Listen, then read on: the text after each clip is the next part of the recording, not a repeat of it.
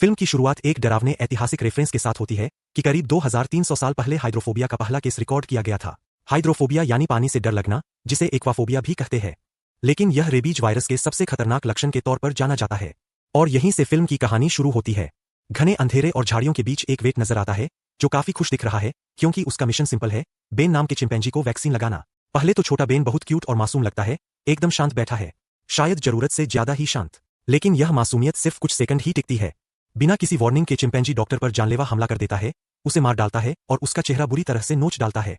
दूसरे सीन में news report से पता चलता है कि अब चिंपैंजीज 300 शब्द समझने और बोलने लगे हैं, जिसकी वजह से लोग उन्हें घरों में पालतू जानवर की तरह रखने लगे हैं। ये थी मूवी की इंट्रो, जो हवाई जा रही है अपने घर वापस। फ्लाइट में वह अपनी बहन आरोन से फोन पर बात कर रही होती है कि एक लड़का उससे टकरा जाता है। वह अपना टेडी बेयर उठाता है, हंसता है और माफी मांग लेता है। लूसी अपनी बहन से बात करती रहती है और हम देखते हैं कि आरोन घर पर एक चिंपैंजी के साथ है। वह बताती है कि लूसी के आने की सारी तैयारी कर ली है। फोन काटने के बाद लूसी अपनी बेस्ट फ्रेंड केट से बात करती है और उसके घर वीकेंड बिताने का प्लान बनाती है। थोड़ी देर में केट की दोस्त हैना आ जाती है और फिर से बातें करने लगती है, जो ड्रू का दोस्त है, वही लड़का जो पहले लूसी से टकराया था। ड्रू लूसी का सामान उठाने में मदद करता है और हैना, जिसे फिल्म में इंटरेस्ट है, उसका नंबर मांग लेती है। प्लेन में हैना लूसी को बताती है कि वह उसकी सीट पर बैठी है और फिर बीच वाली सीट ले लेती है ताकि दोनों से गॉसिप कर सके। मंजिल पर पहुंचने पर केट का भाई उन्हें लूसी के घर छोड़ने आता है। रास्ते में वह हैना के साथ हल्का फुल्का फ्लर्ट करता है, जिससे लूसी असहज हो जाती है।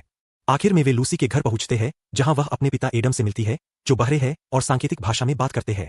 एडम अपनी किताब के पब्लिशिंग डील को लेकर बात कर रहे थे, जो अभी फाइनल नहीं हुई थी। तनाव में होने के बावजूद बेटी को देखते ही उनका मूड बदल जाता है। केट हैना को लूसी के पिता से मिलवाती है और बताती है कि वे वीकेंड यही रुकेंगी। लूसी फिर अपनी बहन आरोन से मिलती है, जो काफी परेशान है, क्योंकि लूसी लंबे समय से दूर थी और वह अकेली महसूस कर रही थी। मूड हल्का करने के लिए लूसी चिंपैंजी को वही टेडी बेयर देती है जो हमने प्लेन में देखा था, जिससे बहनों के बीच अच्छा कनेक्शन बन जाता है। पता चलता है कि चिंपैंजी एक टैबलेट का इस्तेमाल करता है, जो टाइप किए गए मैसेज को आवाज में बदल देता है। वे बेन को लूसी से औपचारिक रूप से मिलवाते हैं। हैना घर एक्सप्लोर करते हुए लूसी की पुरानी तस्वीरें देखती है। केट का भाई आकर बताता है कि लूसी की मां कुछ समय पहले गुजर गई थीं और वह प्राइमेटोलॉजिस्ट थीं, बंदरों और इंसानों के रिश्ते को समझने वाली साइंटिस्ट। वही बेन को घर लेकर आई थीं। यह बताने के बाद केट का भाई हैना को सिगरेट ऑफर करता है, फ्लर्ट करता है और चला जाता है। हैना आगे एक्सप्लोर करती है और स्विमिंग पूल तक पहुंचती है, जो बड़ा और बिल्कुल सुनसान है। अचानक बेन उसके बगल में आ खड़ा होता है। जैसे ही बेन पानी की तरफ देखता है, साफ हो जाता है कि उसे हाइड्रोफोबिया है। रेबीज के क्लासिक लक्षण दिखते हैं। वह छटपटाने लगता है, पसीना आता है, मुंह से लार टपकती है और सांस लेने में दिक्कत होती है।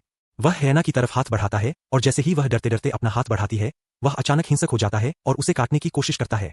ठीक उसी वक्त एडम आ जाते हैं, सीटी बजाकर चिंपैंजी को कंट्रोल करते हैं और उसे ले जाते हैं। वे हैना को शांत करते हैं, समझाते हैं कि बेन ने ऐसा इसलिए किया क्योंकि वह उसके लिए अजनबी है और उसे आराम करने को कहते हैं। बाद में जब एडम बेन को उसके केज की तरफ ले जा रहे होते हैं, उन्हें एक मरा हुआ जानवर दिखता है जो नेवला लगता है।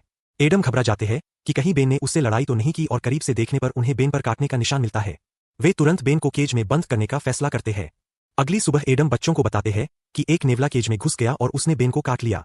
सेफ्टी के लिए उन्होंने उस जानवर के शव को टेस्ट के लिए भेज दिया है। वे डॉक्टर लैम्बर्ट को बुला रहे हैं बेन को चेक करने के लिए। एडम को कुछ दिनों के लिए काम से बाहर जाना होता है और परिवार गले मिलकर इमोशनल हो जाता है। एडम के जाने के बाद सब पूल के पास रिलैक्स करने लगते हैं। हैना केट के भाई के काफी करीब आ जाती है, जिससे लूसी जलन महसूस करती है। टॉपिक बदलने के लिए लूसी हैना से कहती है कि वह प्लेन वाले क्यूट लड़कों को कॉल करे। हैना उसे चैलेंज करती है कि वह खुद करके दिखाए और लूसी कॉल कर देती है, जिससे उनके बीच तनाव बढ़ जाता है।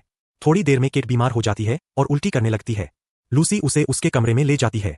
उनकी गहरी दोस्ती दिखती है, दोनों स्प्लिट हार्ट नेकलेस पहनती है।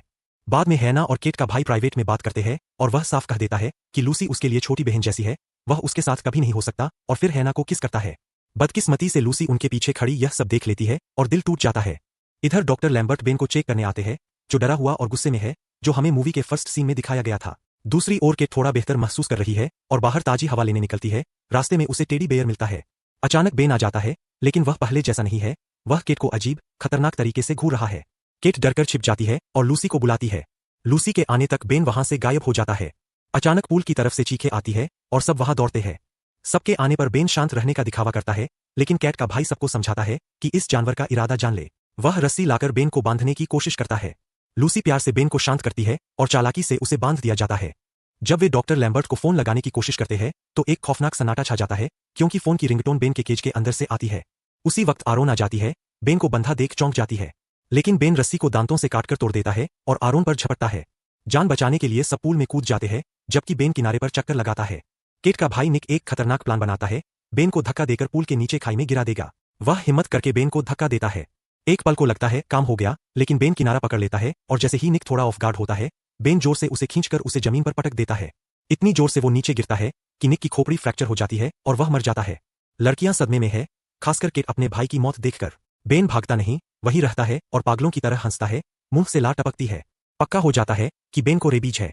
लूसी आरोन की हालत देखकर समझ जाती है कि आरोन को तुरंत मदद चाहिए। वह सावधानी से पूल से बाहर निकलती है। उसका लक्ष्य लाइफ रिंग तक पहुंचना है। वह लाइफ रिंग पकड़कर पूल में फेंक देती है ताकि बाकी लोग तैर सकें, लेकिन खुद अंदर नहीं कूदती। इसके बजाय वह बेन के पास जाने का रिस्क लेती है, क्योंकि मोबाइल फोन वही पड़ा है। उसे पता है कि यह रिस्क लेना ही होगा वरना कोई मदद नहीं आएगी। जैसे ही बेन उसे पकड़ने वाला होता है, एक लड़की चीखकर उसका ध्यान भटका देती है। मौका पाकर लूसी जल्दी से फोन उठाती है और पूल में वापस कूद जाती है। लेकिन जब वे कॉल करने की कोशिश करते हैं तो देखते हैं कि स्क्रीन टूट चुकी है। घबराकर वे रीसेंट कॉल्स में जाते हैं और आखिरी नंबर डायल करते हैं। किस्मत से कॉल प्लेन वाले लड़कों के पास जाती है जो पार्टी कर रहे होते हैं। लूसी और उसकी फ्रेंड्स मदद मांगती है, लेकिन लड़कों को लगता है कि यह शराब के नशे में की गई शरारत है और वे फोन काट देते हैं। बेन पूल की लाइटों से झूलता हुआ अचानक हैना पर हमला कर देता है और उसके सिर के बाल नोच डालता है। डरी हुई आरोन पूछती है कि बेन ऐसा क्यों कर रहा है और लूसी एक खौफनाक बात कहती है, बेन अब उस शरीर में नहीं है, वायरस ने उस पर कब्जा कर लिया है। दूसरी तरफ एडम अपनी बुक साइनिंग इवेंट में बिजी है। उनके पास वेट का फोन आता है, लेकिन वे काट देते हैं। फिर एक मैसेज आता है, नेवले को रेबीज था। एडम हैरान हो जाते हैं और कहते हैं कि हवाई में रेबीज नहीं है। वेट कहता है कि दोबारा टेस्ट करेंगे। अब चिंतित होकर एडम लूसी को फोन करते हैं, लेकिन उसका फोन उसके रूम में है तो कोई जवाब नहीं देता। घर पर लड़कियों को एहसास होता है कि अब एक ही रास्ता है, निक का फोन लाना जो लिविंग रूम में छूट गया है। लूसी और केट हिम्मत जुटाकर पूल से निकलती है और घर में घुसती है। वे बिल्कुल चुपके से फोन की तरफ बढ़ती है। तभी लूसी का हाथ गलती से टीवी रिमोट से लग जाता है और टीवी जोर से बज उठता है। आवाज सुनकर बेन उनकी तरफ दौड़ता है और दोनों लड़कियां जल्दी से एक अलमारी में छिप जाती है। बेन टीवी के पास जाता है जहां कार्टून चल रहा है। एक पल को लगता है कि वह शांत हो गया है, लेकिन अगले ही पल वह गुस्से में टीवी तोड़ देता है। डर से केट पीछे हटती है और गलती से कुछ गिरा देती है। आवाज सुनकर बेन का ध्यान उनकी तरफ जाता है। वह अलमारी पर झपटता है और पूरी ताकत से दरवाजे तोड़ने लगता है। लड़कियां कपड़ों के बीच छिपी है, सांस रोके हुए। बेन अलमारी के अंदर घुसकर पागलों की तरह उन्हें ढूंढता है, बेहद करीब आ जाता है, लेकिन किस्मत से वह उन्हें देख नहीं पाता और चला जाता है। लूसी हिम्मत करके पहले बाहर निकलती है, सांकेतिक भाषा में केट को अंदर ही रहने का इशारा करती है और फोन उठाकर मदद मांगने की कोशिश करती है। तभी बेन के टैबलेट से एक खौफनाक आवाज आती है, लूसी, बैड। यह सुनकर लूसी की रूह कांप जाती है और वह ऊपर देखती है तो बेन उसे घूर रहा है। लूसी भागने की कोशिश करती है, लेकिन बेन ऊपर से कूदकर उस पर हमला कर देता है। केट फौरन एक स्टिक उठाकर बेन पर वार करती है और इस मौके पर दोनों लड़कियां भागकर घर से बाहर निकल जाती है और दरवाजा बंद कर लेती है। लेकिन बेन को दरवाजे खोलने आते हैं और वह अंदर घुसने की कोशिश करने लगता है। केट कुछ देर उसे रोके रखती है, लेकिन फिर बेन गुस्से में कांच पर जोरदार प्रहार करने लगता है। कांच तुरंत नहीं टूटता और बेन गुस्से से पीछे हटता है। एक पल को लड़कियों को लगता है कि वे सेफ है, लेकिन लूसी समझ जाती है कि यह गलतफहमी है। बेन रुका नहीं था, वह सिर्फ रफ्तार पकड़ने के लिए पीछे हटा था। अगले ही पल वह पूरी स्पीड से दौड़ता है, कांच तोड़ता है और अंदर घुस आता है। लड़कियां डर के मारे भागती है और भागते हुए बेन केट को पकड़ लेता है। केट सीनियों से नीचे गिर जाती है पूल के पास। लूसी उसे ढूंढती है तो चीखें सुनाई देती है और वहां पहुंचकर वह खौफनाक नजारा देखती है। बेन एक भारी पत्थर उठाकर केट के सिर पर बार बार मार रहा है। केट को मारने के बाद बेन का निशाना अब लूसी है। लूसी दौड़ती है और पूल में कूदने ही वाली होती है कि चिंपैंजी उसे पकड़ लेता है और फिर से हमला करता है। अचानक हैना पूल से बाहर आकर मदद करती है, बेन के गले में रस्सी डालती है और लूसी के साथ पानी में वापस कूद जाती है। दोनों पूरी ताकत से उसे पानी में डुबाने की कोशिश करती है, जानते हुए कि चिंपैंजी तैर नहीं सकते, लेकिन उनकी ताकत कम पड़ जाती है और बेन फिर भाग निकलता है। इधर एडम अपना काम खत्म करते हैं, लेकिन बेचैन है क्योंकि बेटियां अभी भी फोन नहीं उठा रहीं। उन्हें डर सताता है कि कहीं बेन को रेबीज तो नहीं हो गया। उसी दौरान प्लेन वाले लड़के ध्रुव और फिल लूसी के घर पहुंच जाते हैं, क्योंकि उसने कॉल के दौरान लोकेशन भेज दी थी। घर पहुंचकर वे लड़कियों को ढूंढने निकलते हैं, सोचते हैं कि यह सब मजाक या सरप्राइज है। उन्हें अंदाजा नहीं कि बेन ने उन्हें देख लिया है और घात लगाए बैठा है।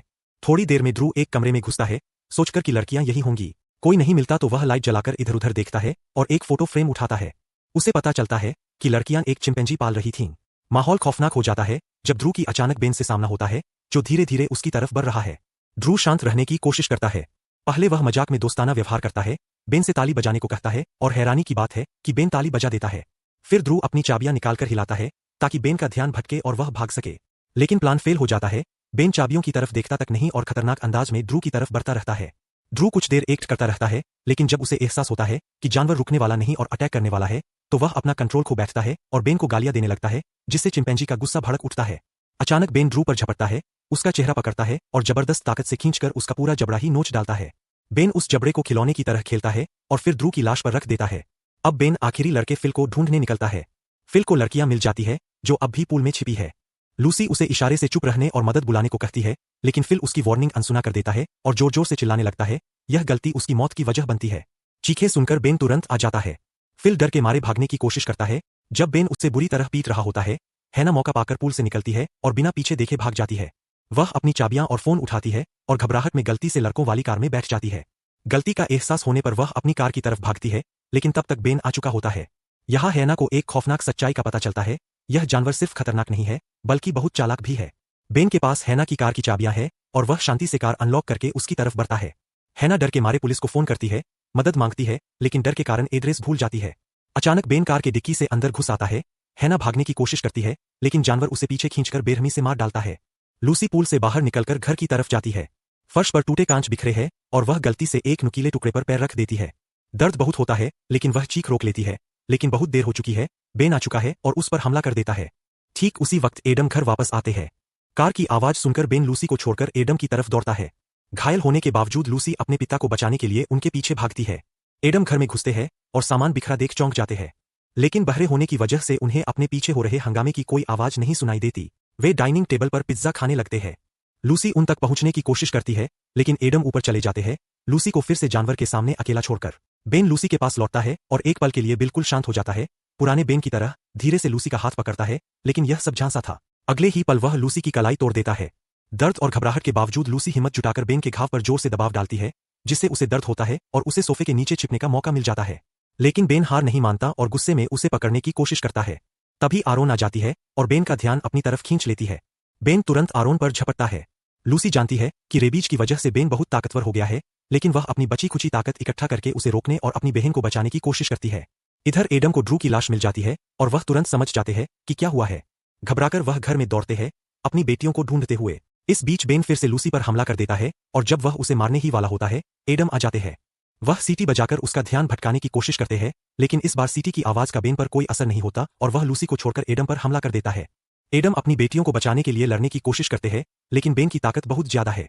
ऐसा लगता है कि वह एडम को मार डालेगा। यह देखकर लूसी एक फावड़ा उठाती है और बेन पर वार करना शुरू कर देती है, लेकिन उसकी किस्मत इतनी खराब है कि फावड़ा टूट जाता है और बेन फौरन मौका पाकर फिर से लूसी पर हमला कर देता है। एडम फिर से ताकत जुटाकर उठते हैं और चिंपैंजी पर वार करते हैं, जिससे वह कुछ पल के लिए अचेत हो जाता है। एडम पास में एक बोतल देखते हैं, उसे उठाते हैं और बेन के सिर पर तोड़ देते हैं। बोतल टूटते ही वह नुकीले कांच को सीधा बेन की छाती में घोंप देते हैं। लगता है कांच सीधा दिल में लगा और ऐसा लगा कि बेन आखिरकार मर गया। परिवार एक दूसरे से लिपट जाता है, सोचता है कि यह बुरा सपना खत्म हुआ, लेकिन राहत सिर्फ कुछ सेकंड टिकती है। बेन धीरे धीरे फिर से उठता है और पूरी ताकत से परिवार पर आखिरी हमले के लिए दौड़ता है। लूसी समझ जाती है कि क्या होने वाला है। वह आगे बढ़ती है, अपने पिता और बहन को रास्ते से हटाकर खुद को आगे कर देती है, लेकिन आखिरी पल में एडम लूसी का हाथ पकड़ लेते हैं। आखिर में बेन गिर जाता है और जमीन पर एक नुकीली लकड़ी उसके शरीर के आर पार हो जाती है। इस बार बेन हमेशा के लिए खत्म हो जाता है। थोड़ी देर बाद पुलिस आ जाती है, कॉल ट्रेस करके। आरोन को तुरंत हॉस्पिटल ले जाया जाता है, रेबीज के इलाज के लिए। डॉक्टर कंफर्म करते हैं कि वह ठीक हो जाएगी। एडम और लूसी थके हुए और सदमे में एक दूसरे से लिपट जाते हैं। अचानक लूसी को टैबलेट की आवाज सुनाई देती है। लूसी, बैड, वह डर के मारे चौंक जाती है, लेकिन फिर देखती है कि एक पुलिस ऑफिसर बस टैबलेट के साथ खिलवाड़ कर रहा है। और इसी के साथ यह कहानी खत्म होती है।